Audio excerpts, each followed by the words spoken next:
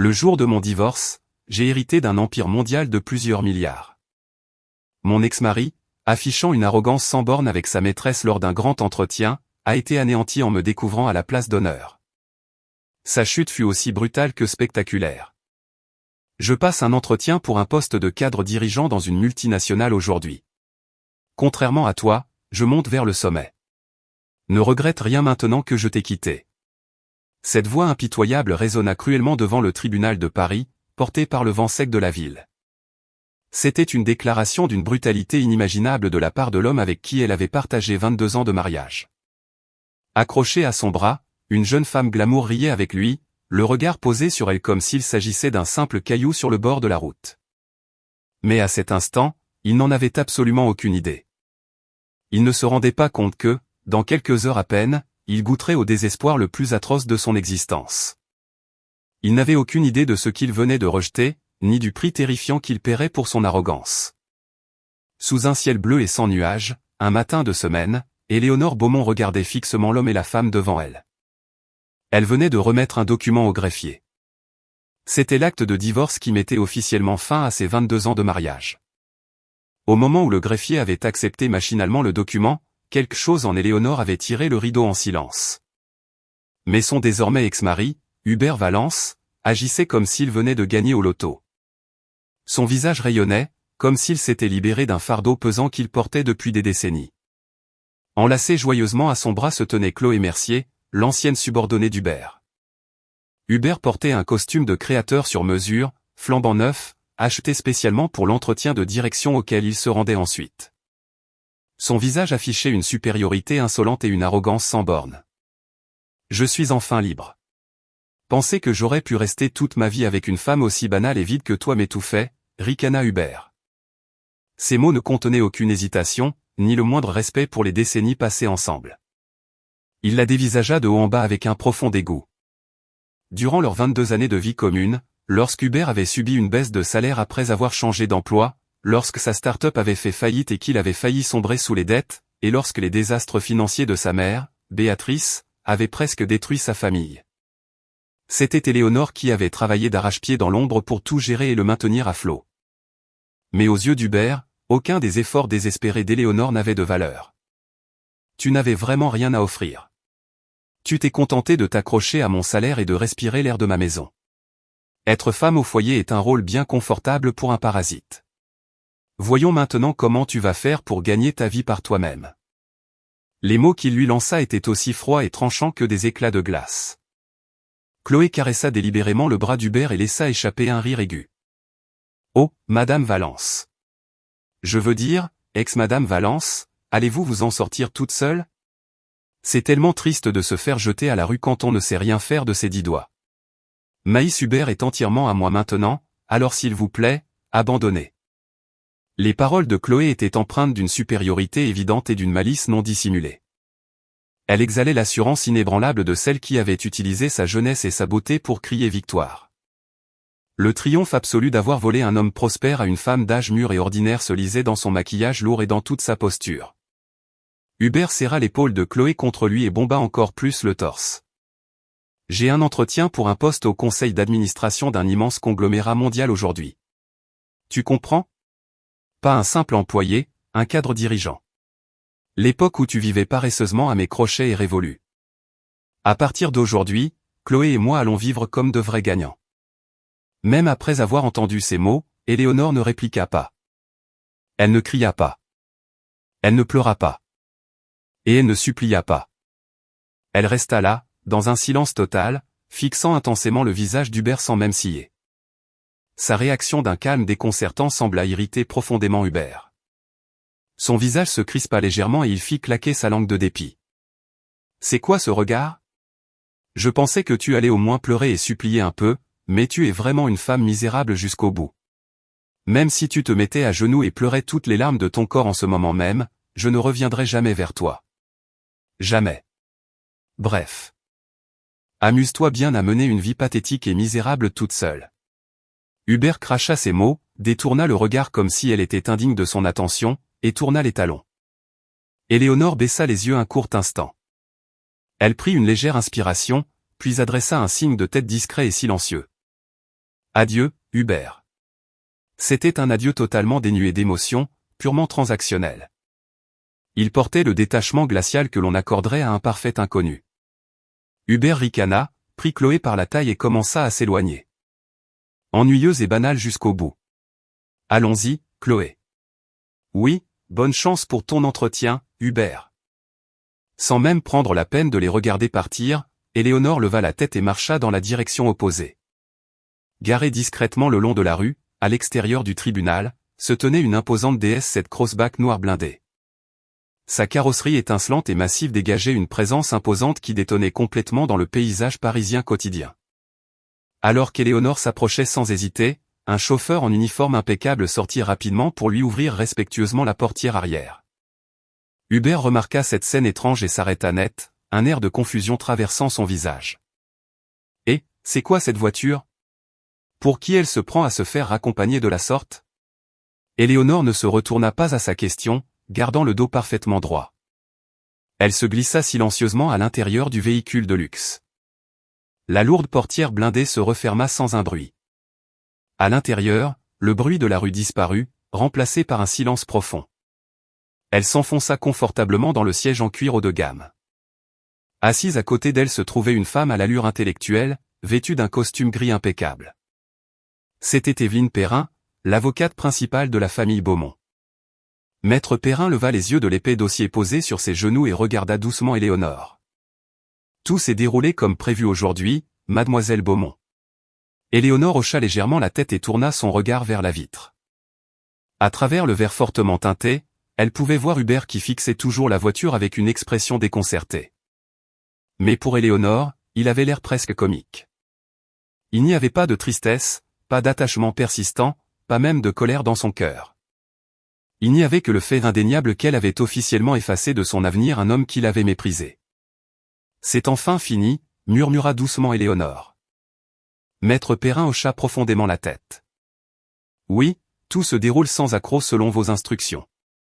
Les procédures de succession sont entièrement terminées et le transfert de toutes les actions avec droit de vote est officiellement finalisé. » Éléonore se contenta de hocher la tête. Hubert ne savait rien. Il l'avait rabaissée et rejetée, pensant qu'elle était une femme sans valeur qui n'apportait rien. Il n'avait aucune idée de qui était réellement sa femme. Le grand conglomérat où il se rendait si fièrement pour son entretien de direction, il n'avait aucune idée de qui en était le véritable propriétaire ni de qui prendrait la décision finale pour son embauche. Le lourd véhicule s'inséra en douceur dans la circulation parisienne. Posé sur le siège à côté d'Éléonore se trouvait un badge d'identification d'entreprise élégant. Le logo appartenait à Beaumont Global Partners. Le nom qui y était gravé était indéniablement Éléonore Beaumont. Les rouages du destin avaient déjà commencé à tourner en silence. Il ne restait que quelques heures avant qu'Hubert n'apprenne tout. Depuis la vitre d'un taxi parisien, les rues familières de la capitale défilaient à toute allure. Hubert était assis à l'arrière, adossé comme s'il possédait le monde, et laissa échapper un soupir de satisfaction. À ses côtés, Chloé se cramponnait à son bras, se montrant affectueuse. Le parfum coûteux qu'elle portait flattait agréablement son ego démesuré. « Hubert, cette voiture tout à l'heure, c'était de la folie, non ?» Chloé gloussa comme si elle se souvenait d'une bonne blague. Hubert ricana et ajusta légèrement les poignets de son costume de luxe. Elle a probablement loué une voiture de maître juste pour frimer. Elle cherche désespérément à ne pas passer pour une divorcée misérable. Je pensais qu'elle s'accrocherait à moi et pleurerait, mais c'est resté une femme têtue et impossible à aimer jusqu'au bout. Chloé posa sa tête sur son épaule et acquiesça chaleureusement. C'est bien vrai. Ce n'était qu'une femme au foyer sans rien à son nom. Mais elle avait un ego tellement surdimensionné. Enfin, tu es tout à moi maintenant. À partir d'aujourd'hui, nous allons vivre comme de vrais gagnants. Évidemment que oui. Dès aujourd'hui, je vais être accueilli comme l'un des hauts dirigeants d'une firme mondiale. Toutes ces difficultés et cette femme ennuyeuse ne sont plus que des souvenirs insignifiants du passé. Hubert bomba le torse avec une confiance suprême. Il n'avait pas le moindre doute sur son propre brio ou sur sa parfaite légitimité à obtenir ce nouveau statut. La légère pointe d'anxiété qu'il avait ressentie en voyant son ex-femme monter dans cette grande voiture de luxe noire fut rapidement reléguée dans les coins les plus reculés de son esprit, considérée comme un détail sans importance. Pendant ce temps, empruntant un itinéraire complètement différent à travers la ville, la déesse Sept Noire fendait la circulation avec fluidité. L'habitacle était enveloppé d'un grand silence qui isolait complètement de l'agitation parisienne. Éléonore Beaumont avait ouvert un dossier épais que lui avait remis maître Perrin. Tamponnés en lettres grasses sur la couverture se trouvaient les mots « Rapport d'enquête de moralité, candidat au poste de direction ». Perrin commença son rapport d'une voix calme et neutre « Nous avons terminé une enquête approfondie sur le candidat pour l'entretien final d'aujourd'hui. Comme demandé, nous avons également audité les données financières de son précédent employeur ainsi que les flux de ses comptes personnels. » Éléonore tourna lentement la page du dossier, le visage totalement impassible. Étalés impitoyablement sur les pages se trouvaient les faits qu'Hubert avait désespérément tenté de cacher. Le détournement de notes de frais professionnels, les nombreux cadeaux disproportionnellement chers achetés pour sa subordonnée, Chloé Mercier, et les rapports d'enquête interne de sa précédente entreprise détaillant comment il avait rejeté ses propres échecs sur ses jeunes collaborateurs. Tout cela est-il vérifié et avéré, demanda Éléonore. Perrin hocha profondément la tête. Oui. Malheureusement pour lui, il n'y a aucune place pour le doute ou les excuses. De plus, nous avons trouvé des preuves que lorsqu'il a réglé les dettes financières de sa mère par le passé, il a tenté de tirer parti du nom de la famille Beaumont. Les yeux d'Éléonore s'arrêtèrent net sur le texte. Lorsque la mère d'Hubert croulait sous des dettes colossales, c'était Éléonore qui avait couru partout, baissant la tête et utilisant ses propres ressources pour éponger l'ardoise. Pourtant, Hubert avait agi comme s'il s'agissait de sa propre victoire. Et pire encore, il avait tenté d'exploiter les relations familiales d'Éléonore pour y parvenir. Je comprends. Veuillez faire apporter ces documents dans la salle d'entretien, dit Éléonore. Elle referma le dossier calmement et reporta son regard sur la fenêtre. Il n'y avait pas de rage en elle, seulement une résolution froide et cristalline qui se solidifiait au fond de sa poitrine. Elle ne se laisserait plus jamais blesser par les paroles de cet homme, et elle ne pouvait absolument pas permettre qu'un de ses détracteurs mette un pied dans l'empire qu'elle avait juré de protéger. Quelques dizaines de minutes latées, le taxi parisien s'arrêta lentement devant un gratte-ciel en verre ultramoderne au cœur du quartier d'affaires de la Défense. Gravés sur un immense bloc de pierre près de l'entrée se trouvaient les mots « Beaumont Global Partners ». Hubert sortit du taxi, leva les yeux vers les hauteurs vertigineuses de l'immeuble et prit une grande inspiration. C'était là. C'était ici que sa nouvelle vie commençait. En entrant dans le hall d'accueil, le sol en marbre poli brillait de mille feux. Les employés qui passaient se déplaçaient avec un professionnalisme calme et raffiné. Chloé semblait complètement intimidée, les yeux écarquillés devant l'immensité du lieu. Waouh, Hubert, tu vas être dirigeant dans une entreprise aussi incroyable. Je suis tellement contente d'avoir cru en toi et de t'avoir suivi. Hubert sourit d'un air suffisant et prit la main de Chloé pour l'emmener vers l'avant. Mais soudain, Chloé s'arrêta net. Ses yeux étaient fixés sur un grand portrait à l'huile exposé bien en évidence au fond du hall. Hubert, regarde là-bas. Hubert se retourna avec un air perplexe. Accrochée au mur se trouvait une galerie de portraits représentant la famille fondatrice de Beaumont Global Partners. Chloé fixait intensément le visage d'une jeune femme sur l'une des toiles. Est-ce que cette femme sur le tableau ne ressemble pas un peu à ton ex-femme? Regarde ses yeux et cette expression calme. Hubert ricana bruyamment et secoua la tête vigoureusement. Ne sois pas stupide. Il est absolument impossible qu'une femme aussi banale et ennuyeuse fasse partie de la famille fondatrice d'une multinationale comme celle-ci. C'est juste une coïncidence. Allez, viens, allons à la réception. Coupant court aux remarques de Chloé, Hubert se dirigea d'un pas décidé vers l'immense comptoir d'accueil. Une réceptionniste en uniforme impeccable se tenait prête. Hubert bomba le torse et déclara son nom, Hubert Valence. Je viens pour l'entretien avec le conseil d'administration aujourd'hui. La réceptionniste afficha un sourire professionnel parfait et regarda l'écran de son ordinateur. Elle tapota quelques touches pour vérifier le registre des visiteurs. Mais au moment où elle lut l'écran, son sourire sembla se figer. Ses doigts s'immobilisèrent sur le clavier, et elle leva lentement les yeux vers le visage d'Hubert. Son regard fut soudainement empreint d'une confusion évidente, mêlée à une tension nerveuse comparable à celle que l'on ressent face à quelque chose de terrifiant. Monsieur Valence, c'est bien cela? Oui, nous vous attendions pour l'entretien final aujourd'hui. La réceptionniste s'écarta du comptoir et lui fit une révérence extrêmement respectueuse. C'était un salut empreint d'un respect inhabituel, presque excessif, bien au-delà de ce que recevrait un simple visiteur. Hubert fut légèrement surpris, mais il sourit rapidement. Comme on pouvait s'y attendre d'une telle multinationale, la façon dont il traite les candidats à la direction est d'un tout autre niveau, pensa-t-il, se méprenant complètement sur la situation. Hubert monta dans l'ascenseur VIP vers lequel il avait été guidé. On demanda à Chloé de patienter dans le hall d'accueil, et Hubert fut escorté seul jusqu'à la suite exécutive située au dernier étage. La suite était aussi spacieuse et silencieuse qu'un appartement de grand luxe. Hubert s'installa confortablement dans un canapé en cuir moelleux et croisa élégamment les jambes. Posé sur la table en acajou devant lui se trouvait l'ordre du jour de l'entretien. Il le prit nonchalamment, parcourant le programme et les noms des directeurs imprimés en caractères soignés.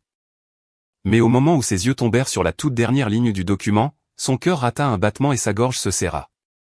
Imprimé là, il y avait un nom qu'il ne pouvait pas croire. Il cligna des yeux à plusieurs reprises, relisant les lettres encore et encore. Mais peu importe combien de temps il regardait, l'encre ne changeait pas. Approbateur final, Éléonore Beaumont. Le souffle d'Hubert se coupa. Une sensation de sueur froide lui envahit instantanément le cerveau. Éléonore Beaumont. C'était le nom de jeune fille de son ex-femme, la femme même qu'il avait rabaissée et jetée à la rue devant le tribunal quelques heures plus tôt. Ridicule, murmura Hubert en humectant ses lèvres sèches. C'est forcément une homonyme. Beaumont est un nom courant. Il n'y a absolument aucune chance que cette femme insignifiante soit la décisionnaire finale d'un conglomérat mondial. Tentant désespérément de se rassurer, Hubert rejeta l'ordre du jour sur la table, mais le nom restait là, immobile, comme pour se moquer de lui. L'air dans la pièce sembla chuter de 10 degrés. Au fond de sa poitrine, une anxiété sombre et terrifiante qu'il refusait catégoriquement d'admettre commença à poindre. Dans le silence de mort de la suite de direction, Hubert ressentit une sécheresse anormale dans sa gorge. Même le confort du canapé en cuir lui paraissait désormais terriblement inconfortable. Le nom imprimé sur le papier restait gravé dans sa rétine, approbateur final, Éléonore Beaumont. C'est impossible. C'est forcément un homonyme, murmura-t-il, comme s'il cherchait une excuse devant un juge invisible.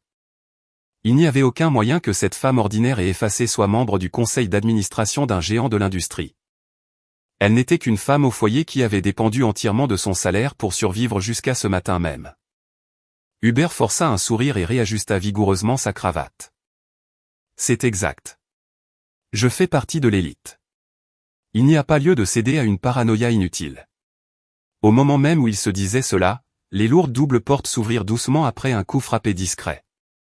Hubert redressa rapidement sa posture alors qu'un homme d'un certain âge entrait dans la pièce. C'était un homme au regard vif, vêtu d'un costume sombre parfaitement ajusté. L'insigne argenté sur son revers indiquait qu'il était un directeur principal. Monsieur Valence, je suppose. Merci d'avoir patienté. Je suis Bernard Hamon, directeur des ressources humaines. Hamon se présenta et s'assit calmement en face d'Hubert. Hubert se leva d'un bond, affichant son sourire le plus charismatique, et fit un salut respectueux. Merci infiniment pour le temps précieux que vous m'accordez aujourd'hui. Je suis pleinement préparé à mettre toute mon expérience au service de la croissance de cette entreprise exceptionnelle. Hamon regarda Hubert s'ensiller pendant que ce dernier se vendait avec assurance. Son regard était légèrement différent de celui d'un recruteur évaluant un candidat talentueux. Il y avait une froideur étrange, indescriptible, comme s'il observait un objet sans vie. J'ai déjà examiné votre parcours détaillé, monsieur Valence. Il n'y a rien de particulier que je doive vous demander aujourd'hui. En entendant ces mots, Hubert se félicita intérieurement. Tout comme je le pensais, mon CV exceptionnel les a déjà convaincus. Il était désormais absolument certain que son embauche en tant que cadre dirigeant était acquise. Merci infiniment.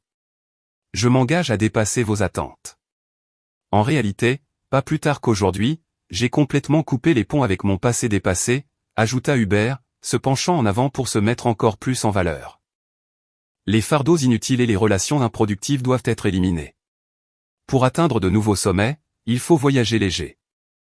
Après tout, il faisait implicitement référence à Éléonore, dont il avait divorcé quelques heures plus tôt, se présentant comme un gagnant libéré de tout poids mort.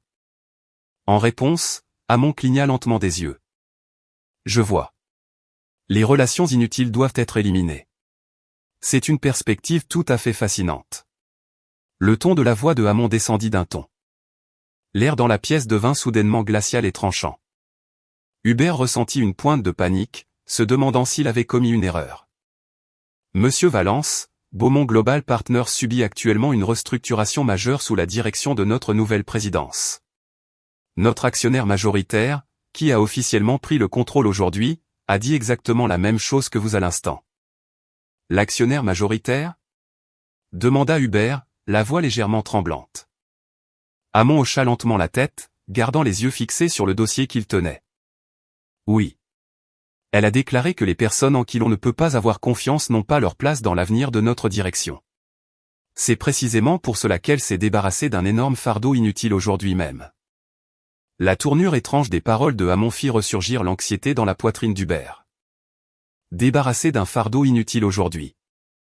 La nouvelle présidence et le nom d'Éléonore Beaumont imprimé sur le planning. Monsieur Hamon, puis-je vous poser une question ?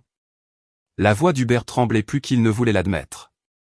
L'approbateur final mentionné sur ce document, Mademoiselle Éléonore Beaumont, quel est exactement son parcours ? Hamon leva lentement les yeux de ses documents et fixa Hubert droit dans les yeux. Un mépris non dissimulé apparut clairement dans son regard. Hubert déglutit péniblement et pressa son dos contre le dossier du canapé.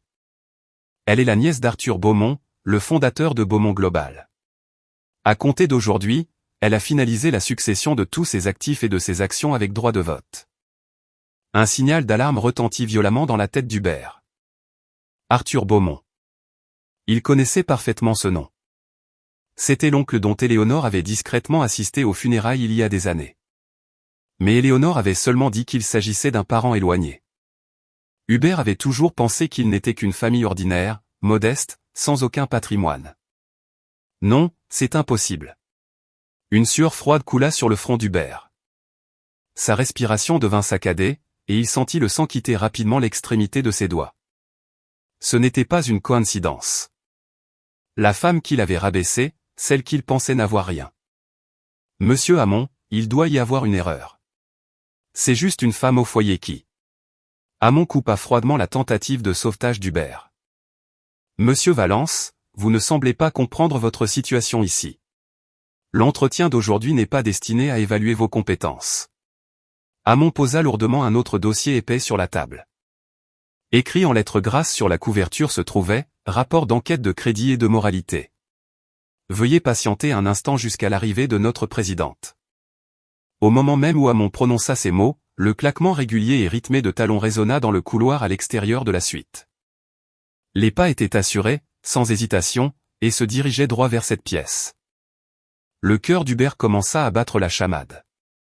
L'envie de s'enfuir le submergea, mais ses jambes étaient paralysées. Il ne parvenait même pas à se lever de sa chaise. Les bruits de pas s'arrêtèrent juste devant la porte. Quelqu'un se tenait de l'autre côté de la lourde porte en bois. Hubert déglutit, fixant la poignée en laiton avec un désespoir absolu. Dans un léger clic métallique, la porte commença à s'ouvrir lentement. La lourde porte s'ouvrit en silence, et le courant d'air frais qui pénétra dans la pièce fit inconsciemment rentrer les épaules d'Hubert. Il retint son souffle alors que ses yeux se fixaient sur la femme qui apparaissait dans l'embrasure. Dès qu'il la vit, son esprit se visa complètement. Éléonore, un murmure rauque et essoufflé s'échappa de sa gorge.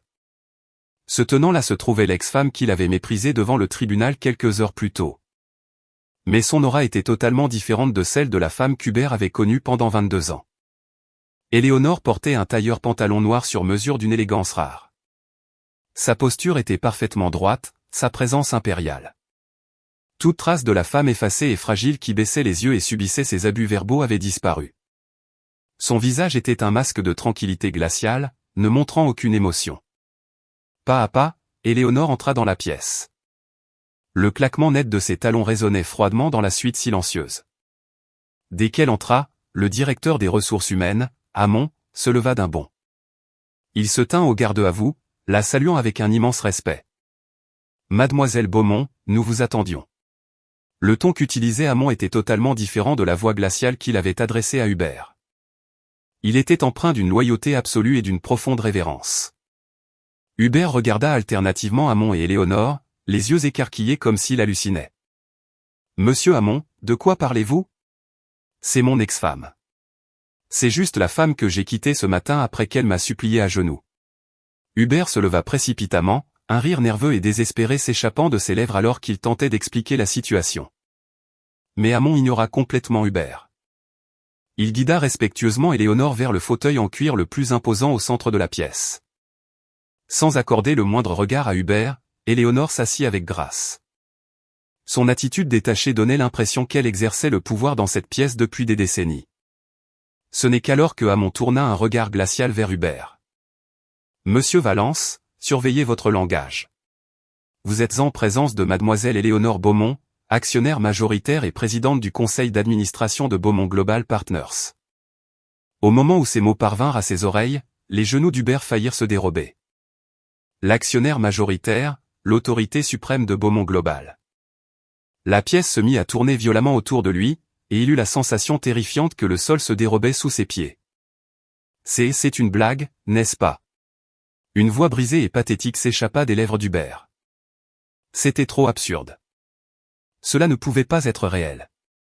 Éléonore n'était qu'une femme au foyer, une femme incompétente qui ne pourrait pas survivre jusqu'au lendemain sans son salaire. Il se souvenait vaguement qu'elle avait mentionné sa lignée familiale, mais il avait toujours supposé qu'il s'agissait de parents pauvres. Quel genre de stratagème as-tu mis en œuvre? Comment as-tu réussi à t'infiltrer dans une entreprise de cette envergure simplement pour saboter mon entretien? Submergé par une panique totale, Hubert laissa éclater ses émotions les plus laides pour protéger son ego fragile et fuir une réalité qu'il ne pouvait comprendre. Il tenta de reprendre le dessus en l'attaquant violemment. « Monsieur Hamon, ne la laissez pas vous tromper. C'est une menteuse. Elle a vécu à mes crochets pendant 22 ans comme un parasite et est incapable de gagner le moindre centime par elle-même. » Les mots qui sortaient de la bouche d'Hubert n'étaient que de grossières insultes, oubliant complètement qu'il se trouvait dans une salle de conseil d'administration. Son visage devint rouge de colère alors qu'il criait « Elle fait cela uniquement pour me harceler parce qu'elle a de la rancœur à cause de mon remariage avec une femme plus jeune et plus intelligente. Il est absolument impossible qu'une femme aussi ordinaire et insignifiante soit actionnaire ici. » Les cris furieux d'Hubert résonnèrent de manière pathétique dans la suite. Mais peu importe la force de ses éclats de voix, l'expression d'Éléonore ne changea pas d'un pouce. Elle se contenta de regarder son ex-mari s'agiter de la sorte avec des yeux aussi froids que de la glace. Ce silence total commença à inspirer une véritable terreur à Hubert. En temps normal, s'il élevait la voix ne serait-ce qu'un peu, Éléonore baissait immédiatement les yeux et se taisait. Elle s'excusait toujours timidement. Mais en cet instant, Éléonore le regardait comme si ses cris n'étaient rien de plus que le bourdonnement d'une mouche. « As-tu terminé ?» Lorsqu'Hubert fut à court de souffle et s'arrêta, Éléonore prit enfin la parole. Sa voix était basse, claire et terrifiante de froideur. « Hubert, tu n'es pas dans ton salon ici. C'est l'entretien final pour un poste de direction chez Beaumont Global. » Ces mots s'enfoncèrent dans la poitrine d'Hubert comme une lame impitoyable. Il regarda autour de lui avec affolement. Le regard de Hamon était empreint d'un mépris glacial, le considérant à peine comme un être humain. Réalisant l'erreur fatale et irrécupérable qu'il venait de commettre devant la direction de l'entreprise, un frisson parcourut l'échine d'Hubert. Non, attendez. C'est.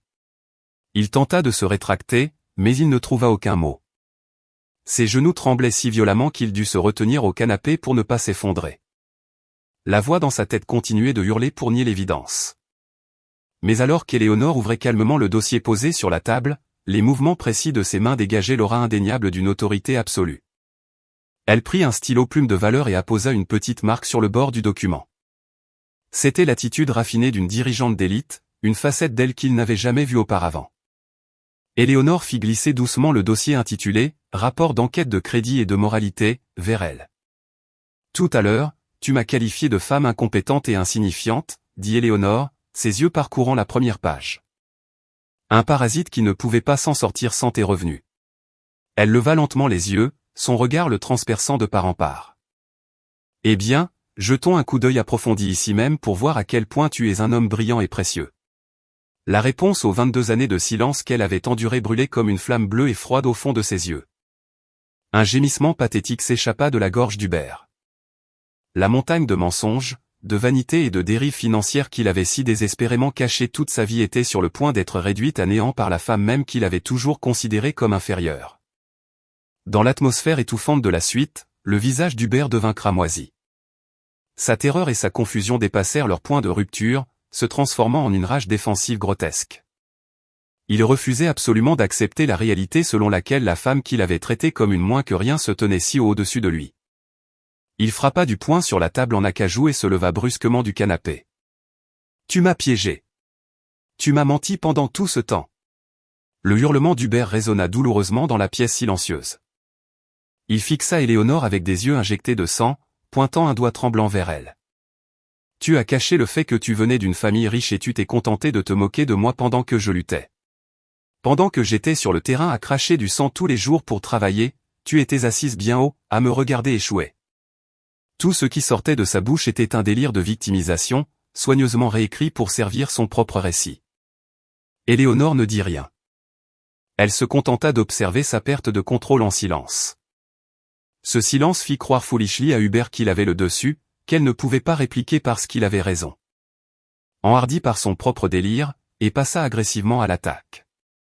Même quand ma start-up a fait faillite et que je me démenais pour trouver des prêts, tu restais assise à la maison devant la télévision, à rire de mon air pathétique. Hubert haletait lourdement, crachant ses mots.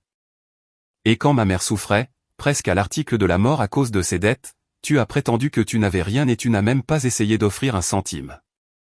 Tu es un monstre au cœur de pierre. Les accusations d'Hubert étaient profondément irrationnelles et à l'opposé de la vérité. Lorsque sa start-up s'était effondrée et qu'il s'était réfugié dans l'alcool, Éléonore avait vendu tout ce qu'elle possédait de valeur et avait travaillé jour et nuit dans l'ombre pour assumer leurs dépenses quotidiennes. Il en allait de même lorsque sa mère, Béatrice, avait accumulé des dettes colossales. Hubert s'était contenté de faire de grands discours, « je m'en occupe », mais n'avait absolument rien résolu. Lorsque les huissiers étaient venus frapper à leur porte, c'était Éléonore qui avait sollicité sa famille, réuni les fonds nécessaires et remboursé l'intégralité de la dette. Mais Hubert avait fermé les yeux sur ses propres manquements et s'était attribué le mérite auprès de sa mère, comme s'il avait sauvé la mise.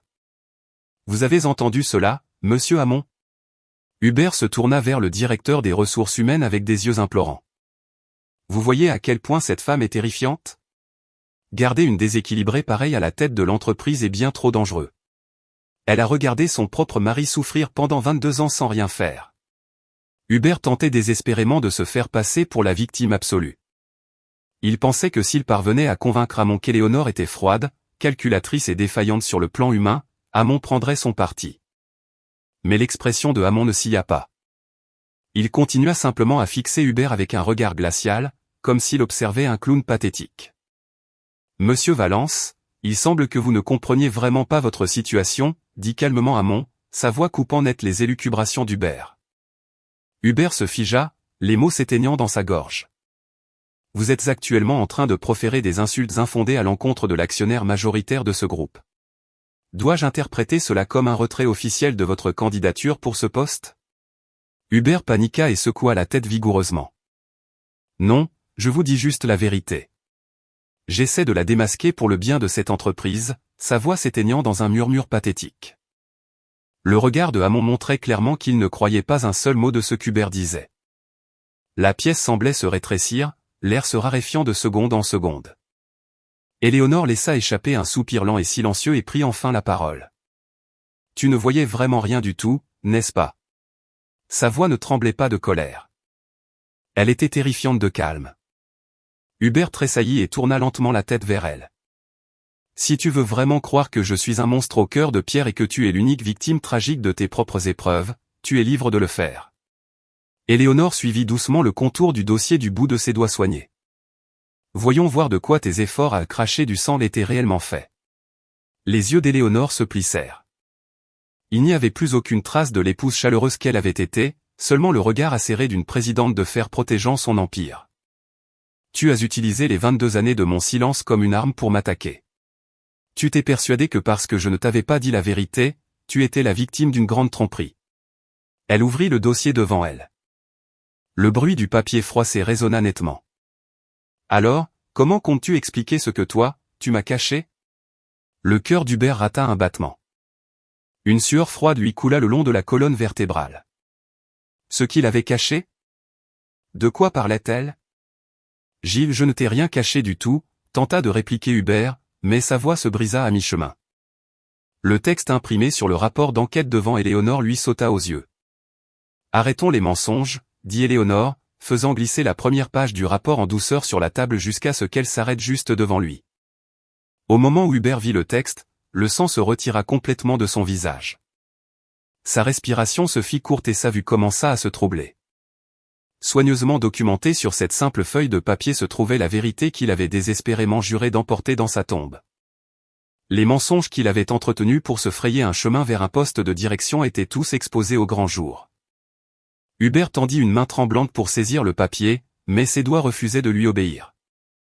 Le château de cartes de sa vanité et de sa tromperie s'effondrait bruyamment sous ses pieds. Seul le bruit de la respiration saccadée et paniquée d'Hubert résonnait dans la suite exécutive glaciale. Le texte imprimé sur la feuille de papier glissée devant Hubert dépeignait sa situation avec une clarté terrifiante. Historique de notes de frais injustifiés et de détournement de fonds de l'entreprise chez le précédent employeur. Historique d'achat de cadeaux de grande valeur pour sa subordonnée, Chloé Mercier. Soupçon de fraude comptable utilisant les comptes de l'entreprise. Un sifflement pathétique s'échappa de la gorge d'Hubert. Il sentit le sang se figer dans ses veines, ses doigts et ses orteils devenant froids comme de la glace. Personne n'était censé savoir. Lorsqu'il avait quitté son précédent emploi, il avait habilement rejeté la responsabilité des fonds manquants sur un jeune membre de l'équipe et avait orchestré un départ amiable, salué comme un talent de premier ordre. Tout cela est fabriqué de toutes pièces. Quelqu'un a monté cela pour me piéger. Hubert pointa un doigt tremblant vers le document, sa voix se brisant sous l'effet de la panique, mais le ton était pathétique, immédiatement étouffé par le silence de la pièce. Éléonore ne sia pas. Elle se contenta d'observer sa panique pathétique avec un détachement glacial. Les épaules d'Hubert tressaillirent violemment. La dette massive de ta mère, que tu as prétendu avoir remboursée, poursuivit Éléonore d'une voix monocorde. J'ai les relevés de transactions complets montrant que c'est moi qui suis allé voir les créanciers, qui ai baissé la tête et qui ai payé l'intégralité du solde en utilisant mes propres fonds personnels. Ces paroles pulvérisaient méthodiquement la fierté qu'Hubert s'était construite uniquement sur de la vanité. Quoi? De quoi parles-tu? C'est moi qui ai géré cela. J'ai utilisé mes propres relations. Hubert tenta désespérément de nier, mais les mots se bloquèrent dans sa gorge. Il le savait mieux que quiconque. Il connaissait la vérité dérangeante, il n'avait absolument rien résolu, laissant Éléonore nettoyer ses dégâts. Tu as toujours détourné le regard de tout ce qui te dérangeait, dit Éléonore en refermant le dossier et en le regardant droit dans les yeux. Tu as accumulé mensonge sur mensonge pour te donner de l'importance. Le regard qu'elle posait sur lui ne contenait plus la moindre goutte de l'affection d'autrefois. La raison pour laquelle j'ai gardé le silence sur la fortune de ma famille et sur mon oncle Arthur Beaumont n'était pas de te tromper. Ah, alors pourquoi? Réussit à articuler Hubert, ses lèvres sèches tremblant. La lueur calme et froide dans ses yeux le terrifiait. Parce que je ne voulais pas que notre mariage soit basé sur une hiérarchie d'argent ou de titres. Je voulais que tu me regardes comme un être humain, comme ta partenaire. La voix d'Éléonore était limpide, mais sa limpidité s'enfonçait profondément dans la poitrine d'Hubert. Quand tu as connu des difficultés professionnelles, quand ta start-up a échoué, je voulais simplement être la personne la plus proche pour te soutenir. Éléonore laissa échapper un léger soupir et poursuivit, mais tu as pris mon silence pour de la faiblesse. Tu m'as constamment rabaissé en me considérant comme une femme sans valeur qui n'avait rien. Ces paroles firent ressurgir les souvenirs de ce matin même dans l'esprit d'Hubert. Les insultes brutales qu'il lui avait lancées devant le tribunal. Tu n'avais vraiment rien à offrir. Tu t'es contenté de t'accrocher à mon salaire et de respirer l'air de ma maison. C'était. Je ne voulais pas dire ça comme ça. Hubert chercha frénétiquement une excuse, mais son cerveau était en proie à une panique totale. La prise de conscience de la puissance de l'adversaire qu'il venait de mépriser et de rejeter l'écrasait enfin de tout son poids. Hubert, il y a un autre détail important dans ton dossier de candidature. Éléonore prit calmement le second dossier sur la table, celui contenant son CV et les détails opérationnels du poste de direction pour lequel il avait postulé. Le poste de direction auquel tu as postulé aujourd'hui concerne un projet de restructuration nouvellement établi que j'ai personnellement créé. C'est un rôle crucial qui exige non seulement des compétences, mais aussi des antécédents de crédit irréprochables et une intégrité éthique absolue. Hubert regarda le dossier avec un visage marqué par le désespoir le plus total. Le poste de direction qu'il pensait obtenir était resté entièrement entre les mains d'Éléonore depuis le début. Attends, Éléonore, nous étions mariés. Nous avons passé 22 ans ensemble.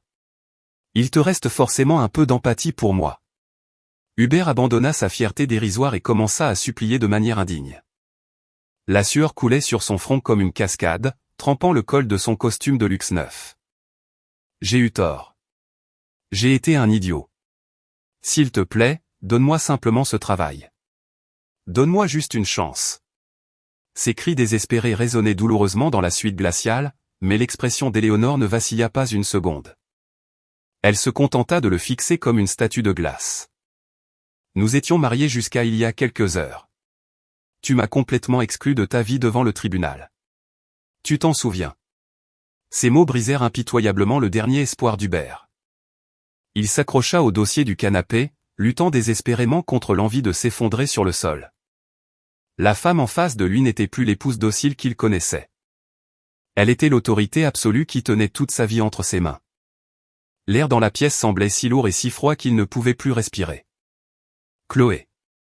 Chloé m'attend en bas, balbutia Hubert de manière incohérente, prononçant sans s'en rendre compte le nom de sa maîtresse.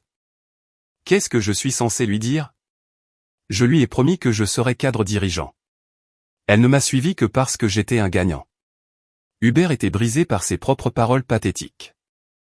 Au fond de lui, il avait toujours su que sans son argent et son titre, Chloé l'abandonnerait en un clin d'œil. Éléonore n'éprouvait même pas de pitié pour lui.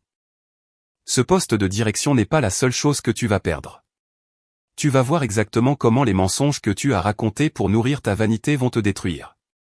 Éléonore se leva lentement, le regardant de haut en livrant son verdict impitoyable. Je te conseille d'observer cela de tes propres yeux.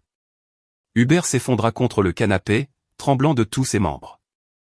Le prix du silence qu'il avait méprisé était si monumental, si terrifiant, que le mot regret ne pouvait même pas commencer à décrire le désespoir noir qui l'envahissait complètement. L'atmosphère de la pièce était aussi froide qu'une morgue. Hubert Valence restait prostré, impuissant, sur le canapé en cuir de luxe. Il n'avait même plus la force d'essuyer la sueur qui inondait son visage. Éléonore, dis-moi que c'est un mensonge.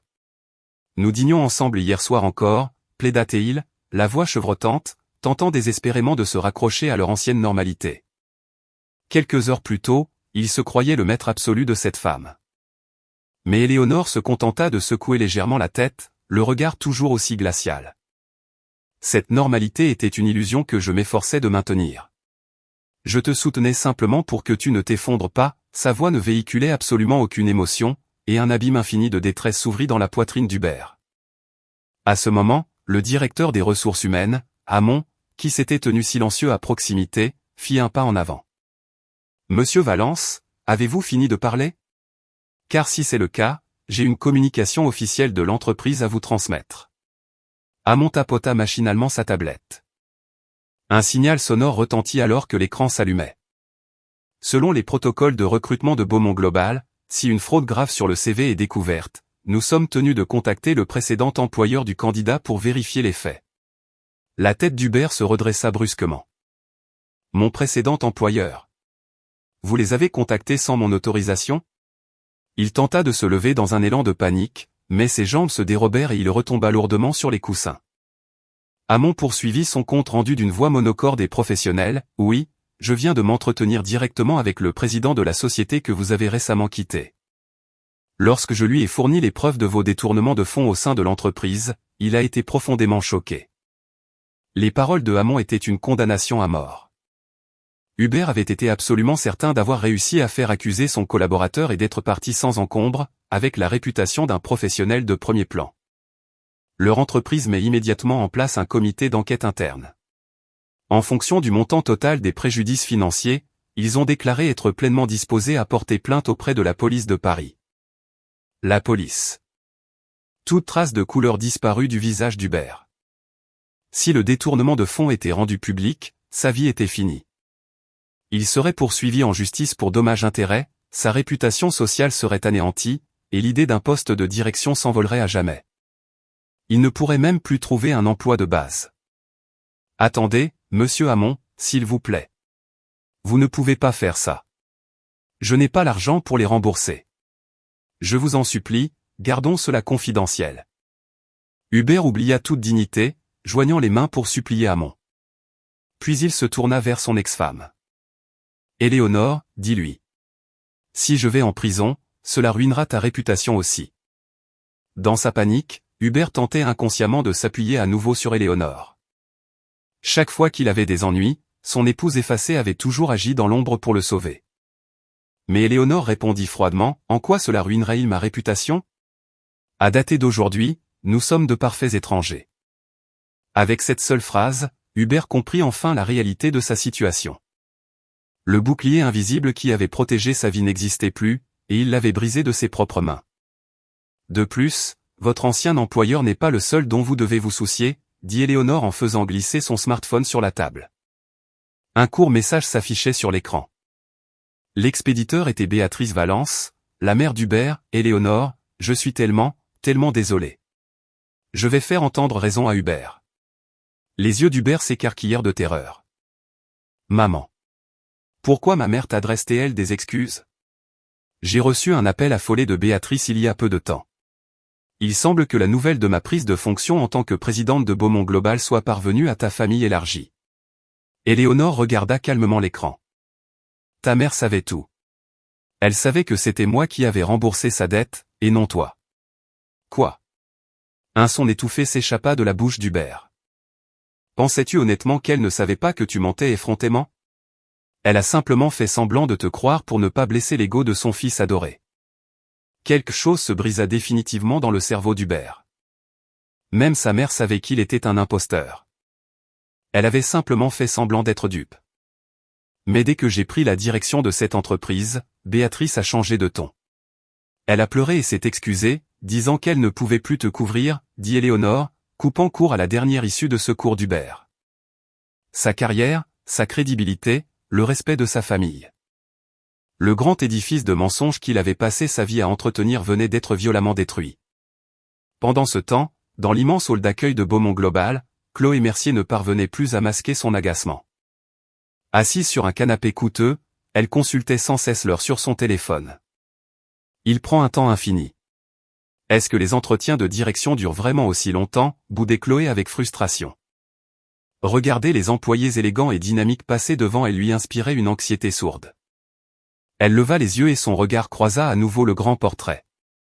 L'imposant tableau de la famille des fondateurs. La femme représentée. Peu importe le nombre de fois où elle la regardait, c'était le sosie parfait de l'ex-femme d'Hubert. Pas possible. Il n'y a aucune chance qu'une pauvre femme âgée et sans intérêt comme elle ait quoi que ce soit à voir avec cette entreprise, se dit Chloé, se forçant à rire. Mais la sensation désagréable dans sa poitrine ne se dissipait pas. Le message qu'Hubert était censé lui envoyer pour lui dire qu'il avait obtenu le poste n'arrivait toujours pas. Chloé se leva et se dirigea vers le bureau d'accueil. La réceptionniste au sourire impeccable était toujours là.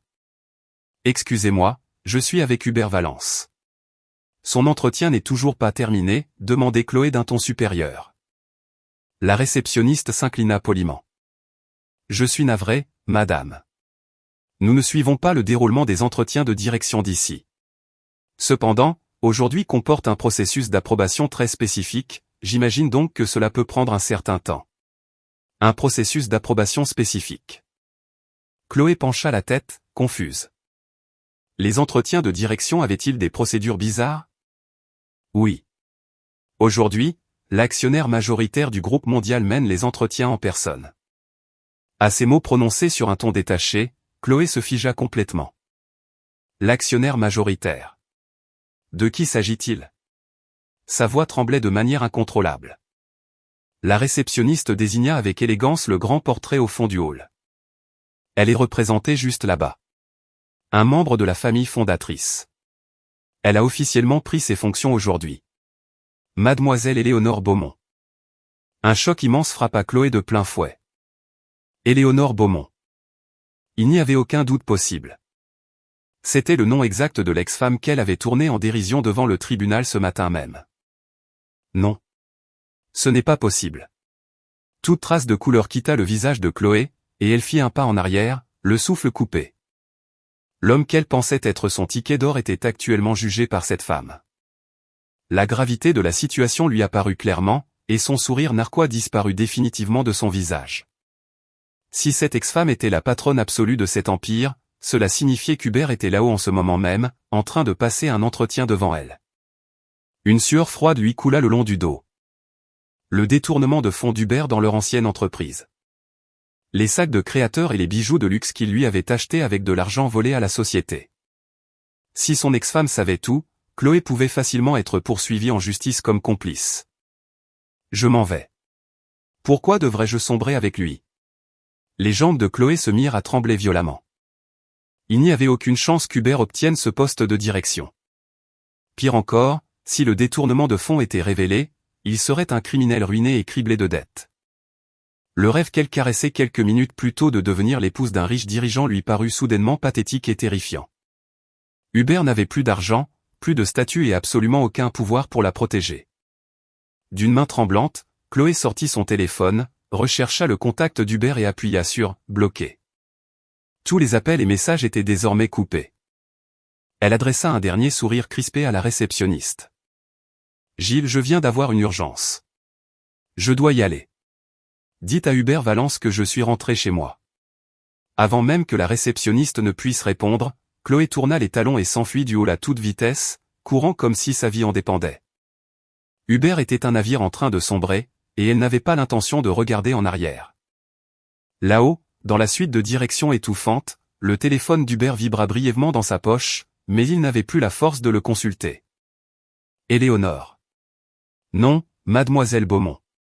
Hubert se laissa glisser du canapé en cuir et tomba à genoux sur la moquette. Le costume neuf qu'il portait si fièrement n'était plus qu'un tas de plis chiffonnés. Mais il ne se souciait plus de sa dignité. Joignant les mains en signe de désespoir absolu, il leva les yeux vers elle et supplia « J'ai eu tort. Tout est de ma faute. J'ai été un idiot.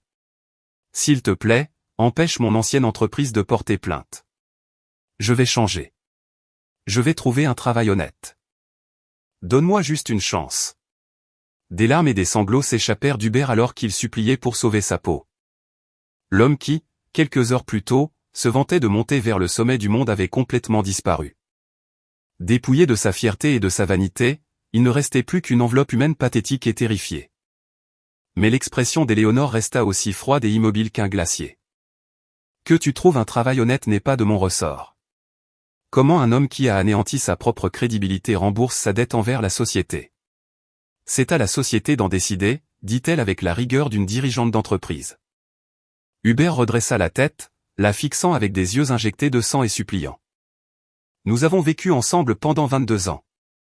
Contre vent et marée, nous nous en sommes sortis ensemble. S'il te plaît, fais preuve d'un peu de clémence envers moi, juste cette fois. Les mots de mariage et de vie commune qui sortaient de sa bouche étaient les concepts mêmes qu'il avait piétinés devant le tribunal. Éléonore laissa échapper un court soupir et secoua la tête. Contre vent et marée, nous nous en sommes sortis ensemble. J'étais la seule à y croire. Sa voix limpide transperça le cœur d'Hubert. Tu as pris mes décennies de sacrifices pour acquises et tu m'as traité comme une moins que rien. Et à la fin, tu m'as jeté comme un fardeau inutile. Ce qui se passe en ce moment n'est que la conséquence directe de tes propres actes. Il n'y avait aucune malveillance ni esprit de vengeance dans son ton. Elle se contenta de lui tendre le miroir de sa propre réalité. La bouche d'Hubert resta béante, mais il ne put formuler un seul mot. Hamon s'avança, une simple feuille de papier à la main. Monsieur Valence, votre candidature à un poste chez Beaumont Global Partners a été officiellement rejetée. De plus, en raison de graves problèmes de sécurité, il vous est définitivement interdit de pénétrer dans toute propriété de Beaumont Global à compter de cet instant. Hamon porta le coup de grâce d'une voix monocorde et professionnelle. C'était une exclusion définitive et absolue du monde de réussite qu'Hubert avait tant convoité. Rejeté. Interdit, murmura faiblement Hubert, s'effondrant complètement sur le sol. Son esprit devint blanc et les bruits de la pièce s'estompèrent. L'air lourd et froid d'avoir tout perdu s'installa au fond de son estomac comme un bloc de plomb. Veuillez partir. Si vous ne quittez pas les lieux de votre plein gré, je ferai intervenir la sécurité pour vous expulser physiquement, l'avertit froidement Hamon. Face à la menace, Hubert se leva en chancelant. Ses jambes tremblaient. Il ressemblait à un fantôme vidé de sa substance. Alors qu'il se dirigeait vers la porte, il regarda Éléonore une dernière fois. Elle avait déjà détourné les yeux et examiné une nouvelle pile de documents posés sur la table. Il n'y avait plus le moindre intérêt, ni même de colère dans sa posture. Hubert Valence avait été définitivement effacé de son avenir. Hubert comprit enfin avec une clarté terrifiante que sa vie était bel et bien terminée. Les lourdes portes de la suite se refermèrent derrière lui dans un clic silencieux et sans pitié. Jeté seul dans le couloir sombre, Hubert sortit son téléphone de sa poche d'une main tremblante. Il y avait une seule notification sur l'écran. C'était un message de Chloé, « C'est fini entre nous. Si tu es ruiné, tu ne me sers à rien. Ne me recontactez plus jamais. » Hubert appuya frénétiquement sur la touche d'appel, mais il n'entendit que la voix automatisée et froide lui indiquant que le numéro n'était pas attribué. Il s'appuya contre le mur du couloir et se laissa glisser lentement sur le sol. Le poste de direction, le titre de cadre, la jeune maîtresse et l'épouse fidèle qu'il avait soutenue pendant 22 ans. Tout ce qu'il pensait posséder lui avait glissé entre les doigts, le laissant seul au fond du gouffre. Dans le couloir sombre de Beaumont Global, Hubert serrait son smartphone, son corps tremblant de manière incontrôlable. Il composa le numéro de Chloé encore et encore, mais la seule réponse à ses appels désespérés était la voix robotique du répondeur automatique. Le numéro demandé n'est pas attribué en ce moment. Elle m'a abandonné. Hubert frappa l'arrière de sa tête contre le mur et laissa échapper un gémissement sourd. Quelques heures plus tôt, il était au sommet de sa vie. Il avait une jeune et belle compagne à son bras et un avenir radieux qui l'attendait comme cadre dirigeant dans un grand conglomérat mondial. Et maintenant, son travail, son argent, sa femme. Tout avait disparu. Pire encore, il se trouvait sur une bombe à retardement, faisant face à des accusations de détournement de fonds de la part de son ancien employeur. Attends. Ma mère ? Je peux demander à maman. Dans l'abîme de sa panique, le visage de sa mère, Béatrice Valence, lui traversa l'esprit. Une mère prendrait toujours le parti de son fils. Éléonore n'avait jamais osé s'opposer à Béatrice par le passé. Si Béatrice lui criait dessus, peut-être qu'Éléonore adoucirait son attitude arrogante. S'accrochant à cette illusion désespérée, Hubert composa le numéro de Béatrice de ses doigts tremblants. Après quelques tonalités, la communication s'établit. « Maman, c'est moi, Hubert. Tu dois m'aider. » Éléonore a complètement perdu la tête, cria-t-il frénétiquement dans le combiné. Mais la voix qui lui parvint à travers le haut-parleur ne fut pas le réconfort doux et protecteur auquel il s'attendait. « Qu'est-ce qui te prend, à la fin ?» La voix stridente de Béatrice faillit lui briser le tympan. Hubert tressaillit et écarta légèrement le téléphone de son oreille. « Maman, qu'est-ce qui ne va pas ? Pourquoi cries-tu ? Pourquoi je crie ? Toute la famille vient d'envahir ma maison. Tout le monde est dans un état de panique totale parce que la nouvelle est tombée, Éléonore est à la tête d'une multinationale mondiale. » La voix de Béatrice tremblait sous l'effet de la terreur et de la panique. Une nouvelle vague de sueur froide envahit le dos d'Hubert. Et ce n'est pas tout. La dette. La dette que tu as juré d'avoir remboursée. Ils ont découvert que c'était Éléonore qui avait tout payé de sa propre poche. Toute la famille sait. Quoi ? Quoi ? Toute trace de sang quitta le visage d'Hubert. Au sein de leur famille élargie, Hubert avait joué le rôle du fils dévoué et prospère qui avait tiré sa mère d'affaire. Ils sont furieux.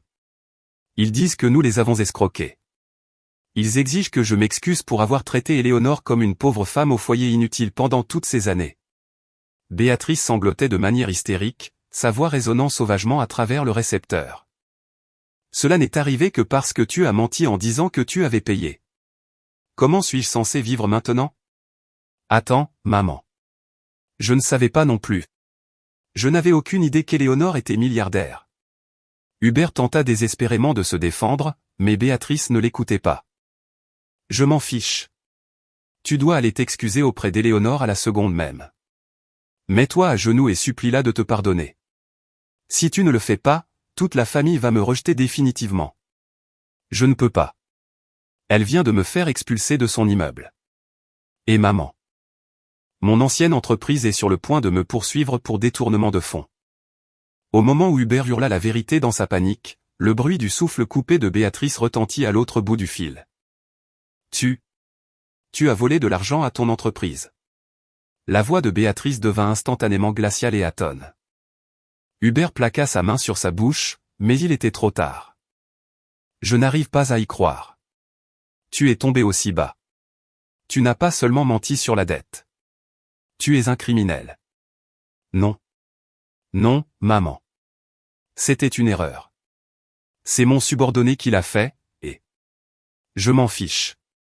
Un fils criminel n'a rien à voir avec moi. Ne m'appelle plus jamais. Dans un bip sec, la communication fut coupée. Maman? Allô, maman, hurla Hubert vers l'écran, mais il n'y eut pas de réponse. Il tenta de rappeler, mais il tomba directement sur la messagerie vocale. Le téléphone avait été éteint. Même sa propre mère, la seule personne qu'il pensait toujours à ses côtés, l'avait complètement abandonné. Hubert fixa l'écran de son téléphone avant que ses genoux ne lâchent et qu'il ne s'effondre sur le sol. Ses doigts devinrent flasques et le téléphone tomba, heurtant le sol du couloir silencieux dans un bruit sourd. Il ne restait personne. Il n'y avait plus un seul être humain sur Terre pour l'aider. Pendant 22 ans, peu importe son égoïsme, Éléonore avait toujours été là pour lui. Chaque fois qu'il échouait, elle nettoyait discrètement ses dégâts et le soutenait. Il comprit enfin, seulement après l'avoir perdu, à quel point sa présence avait été immense et inestimable. Mais peu importe ses regrets, il ne pourrait jamais revenir en arrière. Il avait brisé cette relation de ses propres mains devant le tribunal. Hubert se couvrit le visage de ses mains et se recroquevilla sur le sol. Ses sanglots pathétiques et muets ne parvinrent à personne, absorbés par les murs de béton froid. Mais la descente aux enfers d'Hubert n'était pas terminée. Les poursuites de son ancien employeur se rapprochaient rapidement. Hubert se leva en chancelant et commença à marcher, les cheveux ébouriffés. Je dois aller à mon ancienne entreprise et supplier le président à genoux. Je dois les empêcher de porter plainte, peu importe le prix. Lorsqu'il sortit, une pluie glaciale s'était mise à tomber. Sans parapluie, Hubert se mit à courir, ne se souciant pas du fait que le costume de luxe qu'il avait acheté spécifiquement pour aujourd'hui était en train d'être ruiné. Les piétons sur le trottoir s'écartaient pour éviter cet homme d'âge mûr, trempé et à l'allure étrange, qui courait à travers les rues. Mais Hubert n'avait plus la force de se soucier du regard des autres. Il était devenu exactement le genre d'être pathétique et insignifiant qu'il avait l'habitude de mépriser. La pluie glaciale s'abattait sans pitié sur Hubert Valence. Son costume de créateur était souillé d'eau boueuse, et ses chaussures en cuir de valeur étaient lourdes et gorgées d'eau. Mais il ne pouvait pas s'arrêter. Il continuait de courir au hasard, poussé par une panique pure. Sa destination était l'immeuble de bureau du quartier de la Bourse, où un mois auparavant encore, il se pavanait avec une arrogance suprême. Haletant, il fit irruption dans le hall d'accueil. La réceptionniste, qu'il connaissait bien, se leva de stupeur. Hubert ignora ses tentatives pour l'arrêter et se jeta dans l'ascenseur. Il entra de force dans le bureau du président au dernier étage, sans même frapper. Se tenant dans la pièce se trouvait le président, l'homme qui avait auparavant loué Hubert comme son bras droit brillant. Mais en cet instant, le visage du président était d'une pâleur mortelle, et il tremblait de rage. « Monsieur, s'il vous plaît. Je vous en supplie. S'il vous plaît, ne portez pas plainte. Je vais rembourser l'argent, je le jure. Gardez simplement le détournement de fonds confidentiels. » Hubert tomba à genoux, ses vêtements trempés laissant une flaque d'eau sur la moquette alors qu'il cachait son visage dans ses mains, suppliant de manière pathétique. Mais les mots qui sortirent de la bouche du président furent plus froids et impitoyables qu'Hubert n'aurait jamais pu l'imaginer. « Sortez. Sortez de mon immeuble à l'instant. » Hubert leva les yeux et vit un homme tremblant de terreur et de fureur. « Monsieur, s'il vous plaît, ne dites pas cela. Je me suis tué à la tâche pour cette entreprise. Fermez-la. Avez-vous la moindre idée du danger dans lequel vous nous avez mis ? » Le président saisit un épais dossier sur son bureau et le jeta directement au visage d'Hubert. Les feuilles s'éparpillèrent dans toute la pièce, se dispersant sur le sol. Hubert s'arrêta de respirer en fixant les documents éparpillés. Imprimés là, au centime près, se trouvaient les données du registre occulte qu'il pensait avoir définitivement détruit. Beaumont Global est intouchable. C'est un géant de notre secteur. Et leurs hauts dirigeants m'ont contacté personnellement pour obtenir des explications. Si le secteur apprend que nous avons couvert votre détournement de fonds, tous nos contrats seront résiliés et nous serons en faillite dès demain matin. Les hurlements du président résonnaient comme des coups de masse dans le crâne d'Hubert. C'est pour cela que nos avocats déposent plainte contre vous pour détournement de fonds et abus de confiance auprès de la préfecture de police dès demain matin. La police a déjà été briefée. Je ne veux absolument rien avoir à faire avec un criminel comme vous. Ne remettez plus jamais les pieds ici. Hubert resta prostré sur le sol, fixant son ancien patron avec des yeux ronds d'incrédulité. Quelques heures plus tôt, il considérait cette entreprise comme un simple tremplin vers le sommet. Mais la vérité était différente. Il ne dominait personne. Il n'était qu'un criminel pathétique qui venait d'être rejeté par les personnes même qu'il pensait avoir dupées. Une prise de conscience terrifiante s'imposa soudainement à l'esprit d'Hubert. Comment Éléonore savait-elle tout cela? Éléonore n'était qu'une femme au foyer. Mobiliser un service juridique d'entreprise et rassembler des preuves aussi parfaites exigeait énormément de temps et d'investigation, ce qui signifiait qu'Éléonore n'avait pas découvert cela hier. Elle savait. Elle était au courant de ses trahisons depuis le début. Hubert laissa échapper un rire sec et rauque. Quand il rentrait tard chaque soir et qu'elle lui préparait un dîner chaud, quand elle lui souriait et lui disait qu'il travaillait dur. Éléonore savait tout. Elle savait et elle faisait simplement semblant de ne rien voir, gardant le silence pendant des années. Il avait passé 22 ans à croire qu'il l'escroquait et la prenait de haut, alors qu'en réalité, c'était lui qui était le jouet de son propre jeu. La profondeur terrifiante de la patience d'Éléonore et l'écart incommensurable de leur véritable pouvoir lui apparurent enfin avec une clarté aveuglante. À peu près au même moment, au dernier étage du gratte-ciel de Beaumont Global, Éléonore se tenait dans son vaste bureau silencieux, regardant à travers les baies vitrées le panorama parisien noyé sous la pluie. Un coup discret fut frappé à la porte, et Évelyne Perrin entra. « Mademoiselle Beaumont, nous venons de recevoir la réponse officielle de l'ancien employeur de Monsieur Valence. Le président a confirmé qu'il déposerait plainte auprès de la police. » Éléonore ne détourna pas les yeux de la fenêtre. Elle se contenta de hocher la tête. « Je vois. Merci d'avoir géré cela. » Perrin referma sa tablette, regardant Éléonore avec une expression légèrement soucieuse. « Êtes-vous vraiment sûr de cela? Malgré ses trahisons, il a été votre mari pendant 22 ans. Vous auriez pu lui donner un avertissement au préalable. » Éléonore se retourna lentement et regarda Perrin dans les yeux. Il n'y avait pas une seule larme, ni l'ombre d'une hésitation dans son regard. Il n'y avait que la résolution froide d'une véritable dirigeante. S'il était le genre d'homme à changer après un avertissement, je lui en aurais donné un il y a bien longtemps. Mais il n'a jamais changé. Il a simplement interprété mon silence de la manière la plus pratique pour son ego. Éléonore posa son regard sur les nouveaux documents administratifs posés sur son bureau en acajou. À dater d'aujourd'hui, je porte le poids de ce grand empire mondial et la vie de dizaines de milliers d'employés. Je ne peux pas permettre que la réputation que mon oncle a bâtie au prix de sa vie soit ternie sous ma direction. La voix d'Éléonore était cristalline. Je ne peux pas laisser entrer dans mon avenir un homme qui se pare de mensonges et se nourrit de la confiance d'autrui. Ce n'est pas de la vengeance. C'est simplement la décision logique et nécessaire pour aller de l'avant. Perrin prend une grande inspiration et s'inclina profondément, empreinte d'un respect sincère. Le léger crépitement de la pluie contre la vitre résonnait dans le bureau silencieux. Éléonore regarda sa main gauche. La marque légère de l'alliance qu'elle avait portée pendant 2 décennies était encore visible. Mais ses doigts ne tremblaient plus. Elle avait caché sa fortune pour voir comment il la traiterait lorsqu'elle n'aurait rien. Elle avait vu sa véritable nature et l'avait définitivement écartée. Il ne restait pas le moindre regret dans le cœur d'Éléonore. La pluie glaciale s'abattait violemment sur le bitume. Hubert Valence errait dans les rues sans parapluie, trempé jusqu'aux os. Le costume de créateur qu'il portait quelques heures plus tôt était ruiné, couvert de boue et de crasse. Il avançait en chancelant, sans but, comme un pantin dont on aurait coupé les fils. Pourquoi? Pourquoi cela s'est-il terminé ainsi? Un murmure rauque s'échappait des lèvres d'Hubert, encore et encore. Son esprit était complètement embrumé, enveloppé d'un épais brouillard blanc.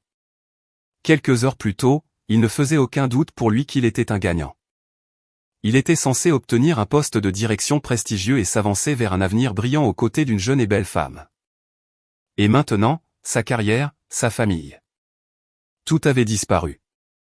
Et il était sur le point d'être recherché par la police pour fraude d'entreprise. La réalité qu'il avait construite s'était effondrée comme un château de cartes, et toutes les issues étaient fermées. De ses mains tremblantes, Hubert sortit son téléphone et fixa l'écran. Se raccrochant à son dernier espoir, il tenta d'appeler le numéro de Chloé une nouvelle fois, mais l'écran afficha simplement la notification froide indiquant qu'il avait été bloqué. « Chloé, s'il te plaît, ne m'abandonne pas » murmura-t-il à l'écran. « C'est ça. Je vais aller à son appartement. Si je lui parle en face à face, elle comprendra. Nous nous aimions. Poussé par une obsession désespérée, Hubert se mit à courir à travers la pluie battante. Haletant lourdement, il atteignit la résidence de haut standing où vivait Chloé. Ignorant le gardien, il se glissa derrière un résident pour passer les barrières de sécurité et prit l'ascenseur jusqu'à son étage. Il frappa violemment des poings contre la porte de son appartement. « Chloé, c'est moi, Hubert. Ouvre la porte.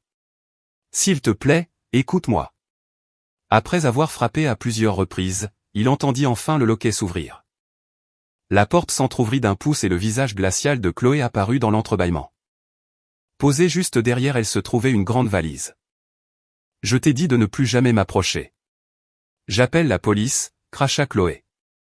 Sa voix n'avait plus rien de la douceur dont elle l'entourait autrefois. Elle le regardait avec un dégoût intense, comme s'il s'agissait d'un déchet.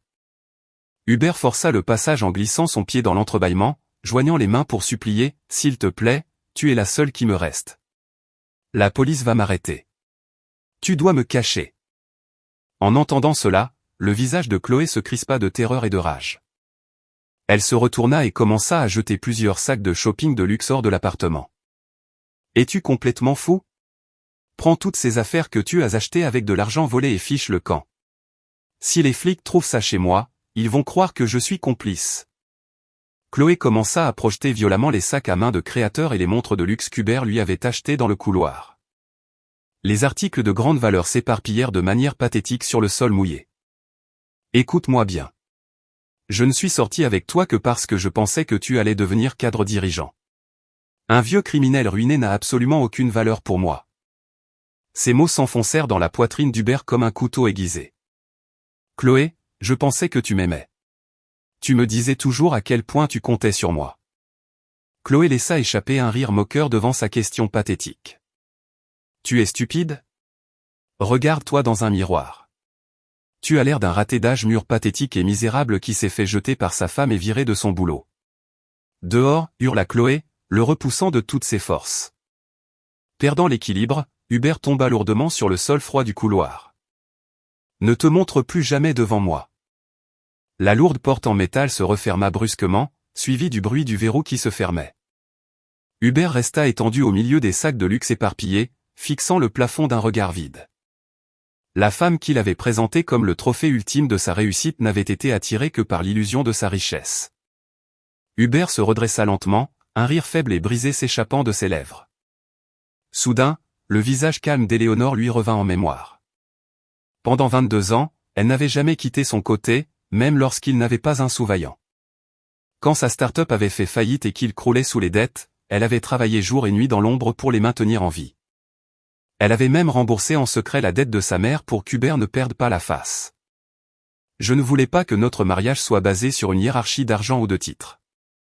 Je voulais que tu me regardes comme un être humain, comme ta partenaire. Les paroles d'Éléonore résonnaient violemment dans son crâne.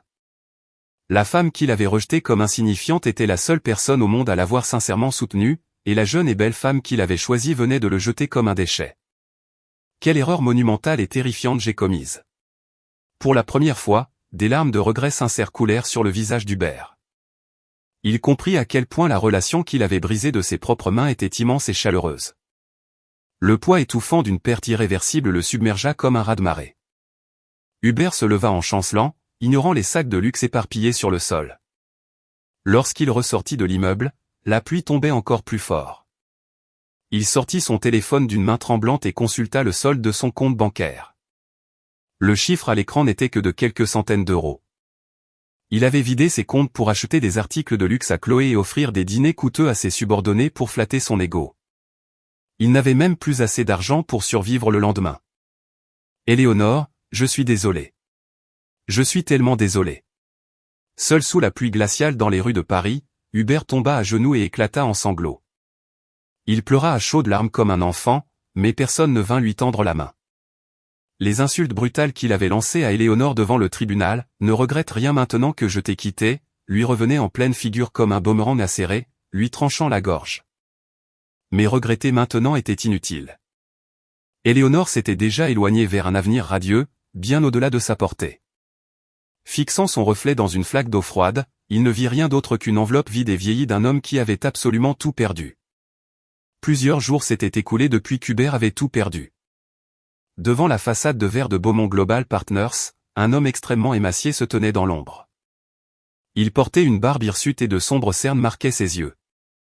Au lieu de son costume de luxe ruiné, il portait des vêtements bon marché et usés.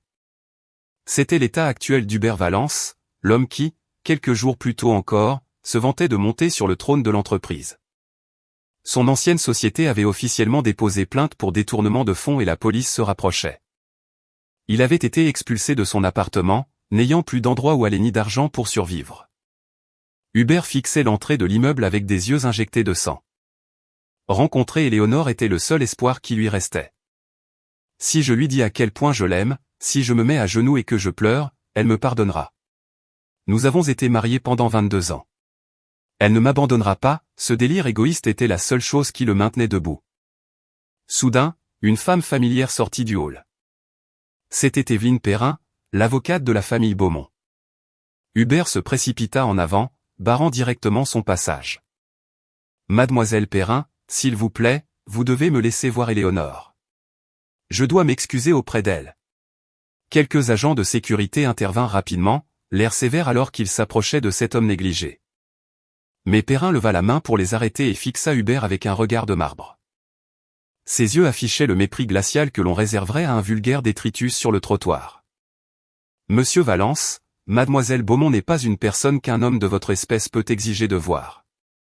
De plus, il n'y a absolument plus rien à vous dire. » Hubert secoua désespérément la tête face à son rejet froid. « Non, Éléonore est ma femme. Je l'ai forcée à divorcer, et je sais qu'elle souffre. Si je lui montre simplement que je l'aime encore. Nous pouvons arranger cela. » À ces mots, un rictus méprisant apparut sur les lèvres de Perrin. C'était la première fois que l'avocate, habituellement si calme, montrait un mépris aussi flagrant. Hubert recula d'un pas.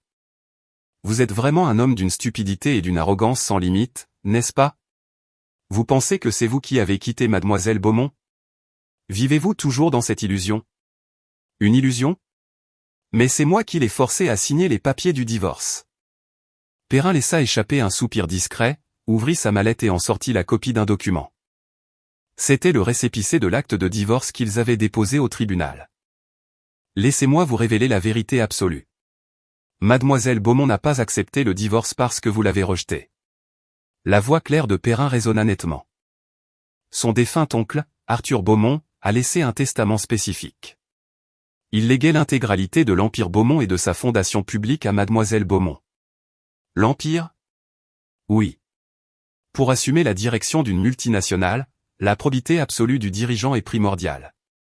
Si quelqu'un garde un conjoint qui ment et détourne des fonds pour satisfaire sa propre vanité, les fondations mêmes de l'entreprise s'effondrent.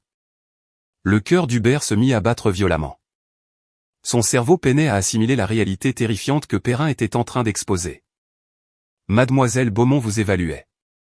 Lorsque vous pensiez qu'elle n'avait pas d'argent et pas de pouvoir, elle voulait voir exactement comment vous traiteriez votre propre femme. Ces paroles s'enfonçaient dans la poitrine d'Hubert comme des éclats de verre. Les résultats ont été atroces. Pour satisfaire votre ego pathétique, vous l'avez rabaissée, qualifiée d'insignifiante, et vous l'avez échangée contre une femme plus jeune et plus docile. Non, j'ai juste fait une erreur. Hubert tenta de bafouiller une excuse tremblante, mais Perrin le coupa froidement. Ce papier de divorce n'était pas un document par lequel vous l'avez rejeté. C'était le document par lequel Mademoiselle Beaumont vous a définitivement éliminé de son avenir. Dans un effondrement terrible, le monde auquel Hubert croyait s'écroula totalement. Ce n'était pas lui qui l'avait quitté. Il avait été testé, jugé et rejeté. Il avait été définitivement exclu de l'avenir d'Éléonore comme un déchet toxique. Mademoiselle Beaumont m'a dit qu'elle avait vu tout ce qu'elle avait besoin de voir lors de votre entretien. Elle a compris que ce que vous vouliez n'était pas une partenaire de vie. Vous vouliez simplement une femme qui se prosterne devant votre titre et votre argent. Hubert fut terrassé par ces mots. Elle avait raison. C'était exactement ce que Chloé avait fait. Dès que son titre et son argent s'étaient volatilisés, elle l'avait rejeté comme un déchet. Ce qui l'avait poursuivi n'était qu'une illusion superficielle et vide. Tout ce qui arrive est le résultat du chemin que vous avez choisi. Un homme qui se nourrit de la confiance d'autrui finit par faire face au jugement de la société. Je vous suggère de vous préparer à en faire l'expérience directe. Sur ces mots, Perrin lui tourna le dos et s'éloigna. Hubert n'eut même pas la force de la retenir. Ses genoux se dérobèrent et il s'effondra sur le trottoir. Le froid du béton s'infiltra à travers ses vêtements. Depuis le début, il n'avait été qu'un pantin comique s'agitant au creux de la main d'Éléonore. Quand il se vantait de monter vers le sommet. À quel point avait-il dû paraître ridicule et insensé à ses yeux. Adieu, Hubert. L'image d'Éléonore lui adressant un dernier signe de tête devant le tribunal lui revint en mémoire. Ce n'était pas un adieu teinté de regret, c'était un salut de soulagement profond et de rupture définitive, coupant un cancer toxique de sa vie. Au bout de l'avenue, le hurlement des sirènes se rapprocha rapidement. 2 voitures de police roulaient à vive allure vers la place où Hubert était assis. Le mandat d'arrêt pour détournement de fonds déposé par son ancienne entreprise venait de le rattraper. Hubert n'avait même plus l'énergie de fuir. Il se contenta de fixer le ciel d'un regard vide. Une géoude de pluie glaciale tomba des nuages gris, s'écrasant sur sa joue. Paralysé par l'ampleur de ce qu'il avait perdu, Hubert ne put que rester assis là, laissant couler des larmes silencieuses. Les sirènes hurlantes résonnaient contre la façade en verre du gratte-ciel de Beaumont Global. Les voitures de police s'arrêtèrent brusquement le long du trottoir, leurs pneus crissant sur le bitume mouillé. 2 policiers sortirent sous la bruine et marchèrent droit vers Hubert Valence, prostré sur le sol mouillé. Hubert Valence, nous avons un mandat d'arrêt contre vous pour vol qualifié et détournement de fonds à la demande de votre ancien employeur. Levez-vous et mettez vos mains derrière le dos. La voix froide et professionnelle du policier résonna. Hubert tressaillit, levant les yeux vers les policiers avec des yeux terrifiés et injectés de sang. Non. Ce n'est pas moi. C'est Chloé qui l'a fait. Elle m'a piégé. Hubert recula à 4 pattes, les mains couvertes de l'eau sale de la rue, mais les policiers le saisirent sans ménagement par les bras pour le mettre debout.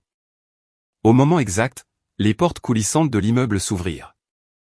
Entourée de plusieurs cadres de direction, Éléonore Beaumont sortait. Elle se dirigeait vers une réunion externe importante et marchait vers la déesse cette noire qui l'attendait le long du trottoir. Vêtue d'un tailleur de créateur bleu nuit impeccable, la présence d'Éléonore dominait complètement la place détrempée par la pluie. Sa posture était parfaite, son regard calme et serein.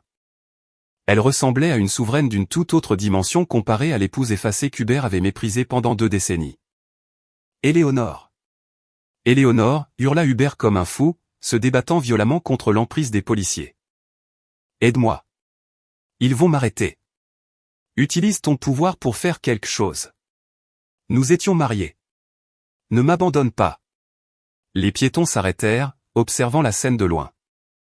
Un homme sale et hurlant se débattant avec la police face à la présidente impeccable d'un empire mondial. L'écart abyssal de leurs conditions était d'un coup flagrant pour quiconque regardait. Éléonore s'arrêta de marcher et se tourna lentement vers lui.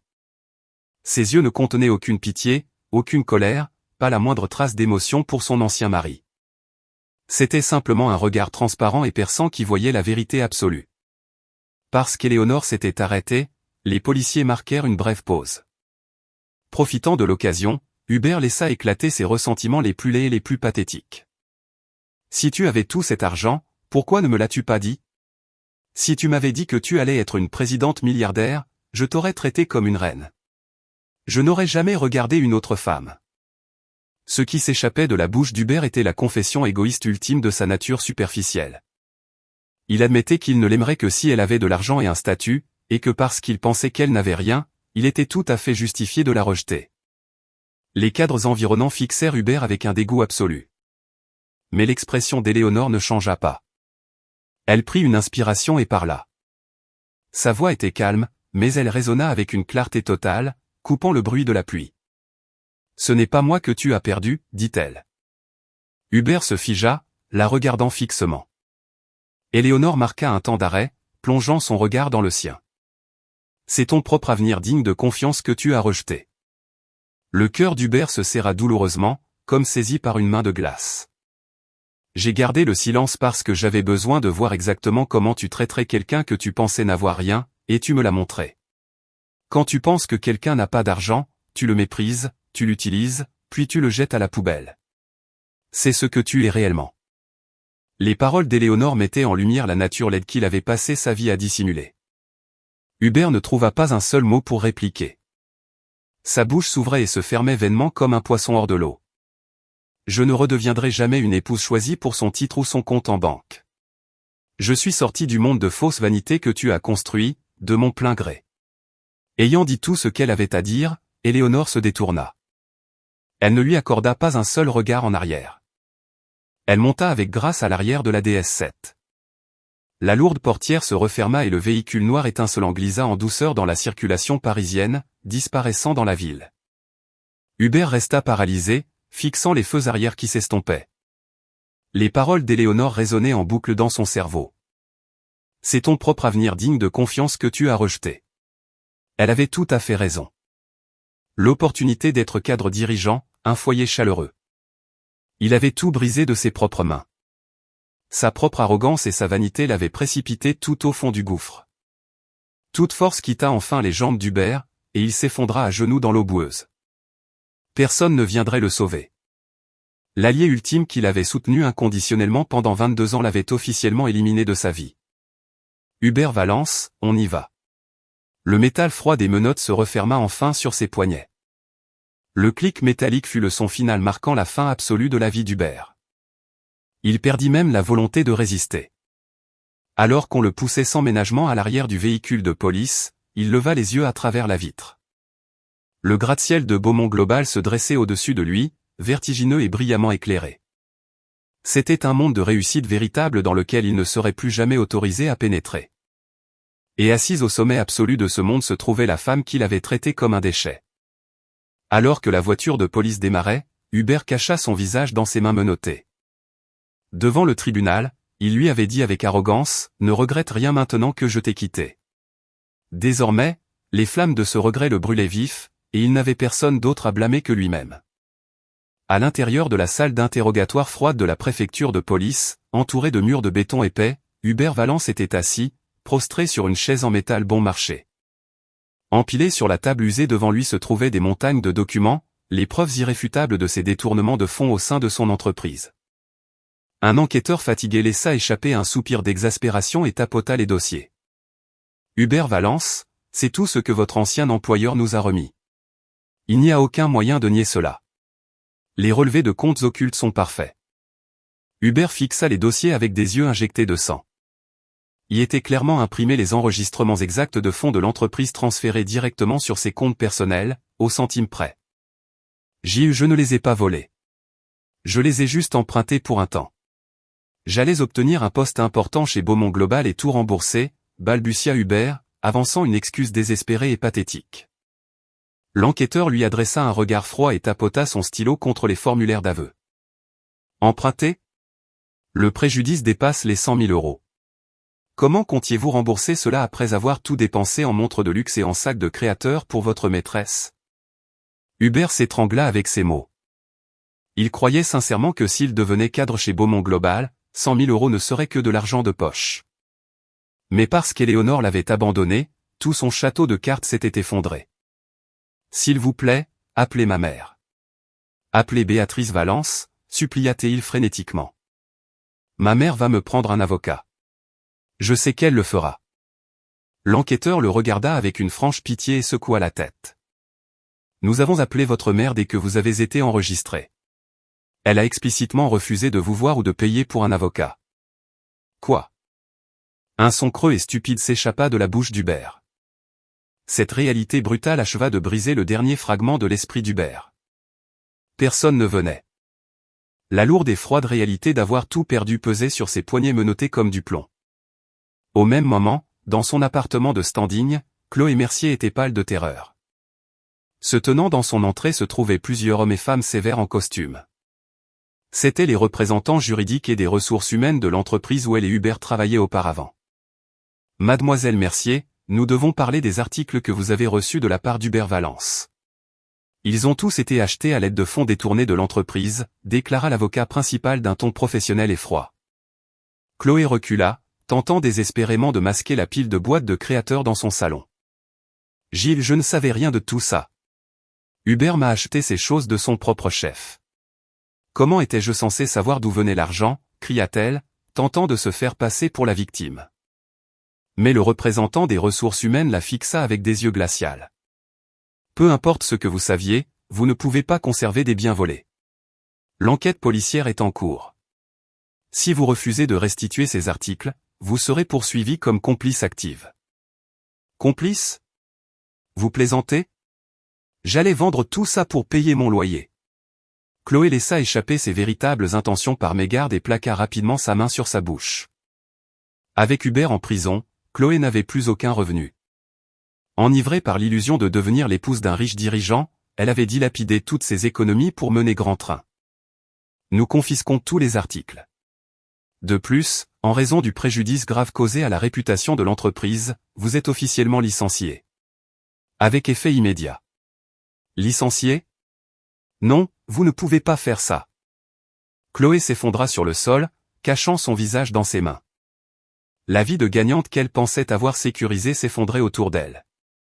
Elle pensait rejeter un homme ruiné, mais en réalité, elle s'était rendue elle-même insignifiante, rejetée par la société. Et une autre personne faisait face à la ruine. Dans un studio exigu, froid et vétuste, Béatrice Valence était assise seule, serrant ses genoux contre elle. La belle maison de banlieue qu'elle habitait auparavant n'était plus qu'un souvenir.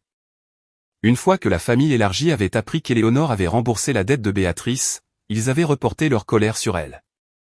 Rembourse Éléonore jusqu'au dernier centime. Si tu ne le peux pas, tu es la honte de cette famille. Et Hubert est un voleur.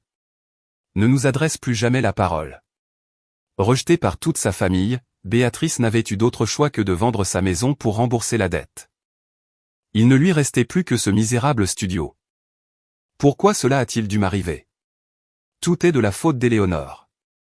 Elle n'aurait pas dû payer la dette en secret, marmonnait amèrement Béatrice, refusant toujours d'accepter ses propres torts. Mais peu importe ses plaintes, la belle-fille qui lui préparait des repas chauds avait disparu pour toujours. Personne ne venait sauver une vieille femme isolée et amère. D'une main tremblante, Béatrice composa l'ancien numéro d'Éléonore. Le numéro demandé n'est plus attribué, résonna la voix robotique dans la pièce sombre. Béatrice laissa tomber le téléphone et éclata en sanglots. La culpabilité écrasante de la manière dont elle avait traité sa belle-fille parfaite lui déchirait enfin la poitrine. Les personnes qui avaient méprisé Éléonore et l'avaient traitée comme un déchet avaient toutes été détruites par leurs propres mensonges, leur vanité et leur arrogance, sans qu'Éléonore n'ait jamais eu à lever le petit doigt contre eux. Pendant ce temps, Éléonore était entourée d'une sérénité parfaite au dernier étage du gratte-ciel de Beaumont Global, dans son vaste bureau de présidente. Éléonore leva les yeux d'une pile de rapports financiers et regarda par la fenêtre le ciel bleu. La pluie s'était complètement arrêtée et une lumière brillante perçait à travers les nuages. Son expression était infiniment calme et sereine. Ayant éliminé toutes les relations toxiques de sa vie, elle s'avançait sereinement vers une nouvelle lumière. Des mois s'étaient écoulés, les saisons avaient changé et une brise d'automne soufflait sur Paris. La suite exécutive de Beaumont Global s'activait dans une énergie calme et concentrée. Le soleil du matin illuminait le bureau en acajou poli. Éléonore Beaumont examinait silencieusement une proposition commerciale d'envergure. Elle ne portait pas de bijoux voyants ni de vêtements de créateurs ostentatoires. Elle portait un tailleur sobre et parfaitement ajusté qui dégageait une autorité tranquille. Les lourdes portes en chêne s'ouvrirent après un coup discret, et Évelyne Perrin entra, accompagnée de plusieurs cadres supérieurs. Mademoiselle Beaumont, voici les contrats finalisés pour la nouvelle initiative de philanthropie d'entreprise. Toute la coordination avec les ministères concernés est terminée. Éléonore leva les yeux et adressa au cadre un sourire chaleureux et sincère. Merci à tous. C'est entièrement grâce à votre travail acharné. Ce projet sera un pilier central de l'avenir de notre groupe. Continuez ainsi. Même après avoir pris ses fonctions en tant qu'autorité suprême, Éléonore ne chercha jamais à se donner de l'importance. Elle n'acheta pas de voiture de sport ni ne fit étalage d'un style de vie fastueux. Elle se concentra simplement sur la préservation de la confiance publique, le véritable héritage que son oncle Arthur lui avait laissé, travaillant calmement et régulièrement aux côtés de personnes sur qui elle pouvait réellement compter. Après le départ des cadres, Perrin posa les contrats sur le bureau et baissa légèrement la voix.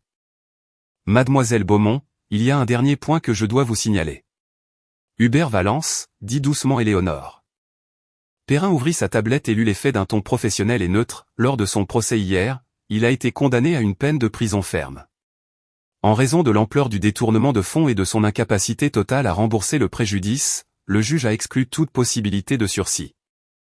En entendant ce rapport, pas le moindre trouble ne traversa le cœur d'Éléonore. Il n'y avait aucune joie sombre liée à la vengeance, ni aucune tristesse persistante à l'idée que son ancien mari aille derrière les barreaux. Elle reçut l'information calmement, comme s'il s'agissait de nouvelles d'un univers lointain et sans lien avec elle. Je vois. Il ne fait que recevoir les conséquences du chemin qu'il a choisi. Perrin hocha la tête et poursuivit, son ancienne maîtresse, Chloé Mercier, a été licenciée et errait de ville en ville, criblée de dettes de cartes de crédit. Et Béatrice Valence a été complètement délaissée par ses proches. Elle vit seule au RSA dans un logement social très dégradé. Les personnes qui l'avaient méprisée, celles qui l'avaient traitée comme si elle n'avait aucune valeur. Elles avaient toutes été écrasées par le poids de leur propre vanité et de leurs mensonges, s'autodétruisant sans qu'Éléonore n'ait rien eu à faire. Leurs vies n'ont plus rien à voir avec la mienne. Merci pour ce rapport, Evelyne. Éléonore ne prononça pas un mot de plus sur les fantômes de son passé. Perrin n'insista pas non plus. Elle s'inclina profondément et quitta discrètement la pièce. Le silence revint dans le grand bureau. Éléonore regarda les contrats posés sur son bureau. Le contact froid et lourd de son stylo plume de valeur épousait parfaitement la forme de ses doigts. Elle regarda sa main gauche. L'alliance qui y avait séjourné pendant 22 ans avait disparu. La marque sur sa peau s'était complètement estompée, laissant son doigt lisse et sans trace. Éléonore prit une inspiration calme et apposa sa signature sur la ligne prévue à cet effet, Éléonore Beaumont. L'encre s'écoulant sur le papier blanc était ferme, forte et sans hésitation. Ce qu'elle avait perdu n'était pas un mari aimant ou un mariage chaleureux. Elle avait simplement perdu une fausse vie construite sur des mensonges, entourée de personnes qui la méprisaient. Ces 22 années n'étaient pas vaines. Elles avaient été une leçon nécessaire et inestimable pour apprendre à cerner la véritable nature des gens et découvrir ce qui méritait réellement d'être protégé. Regardant l'horizon infini et dégagé qui s'étendait sur Paris, Éléonore se leva lentement. Elle n'avait plus à baisser les yeux, terrifiée par les paroles cruelles de quiconque. Elle n'avait plus à se cacher dans l'ombre et à étouffer sa véritable personnalité. À partir d'aujourd'hui, elle marcherait fièrement de ses propres pas sur un chemin en lequel elle croyait. Elle portait l'avenir de dizaines de milliers de personnes et un héritage inébranlable de confiance qui lui avait été transmis. Une brise d'automne rafraîchissante se glissa dans le bureau silencieux. Éléonore ferma les yeux et respira profondément l'air de la ville. Lorsqu'elle les rouvrit, un sourire magnifique et digne, plus éclatant que tout ce qu'elle avait porté auparavant, illumina son visage. La valeur d'une personne ne se détermine pas à la richesse qu'elle possède. Sa véritable nature se révèle entièrement dans la façon dont elle traite ce qu'elle pense n'avoir absolument rien.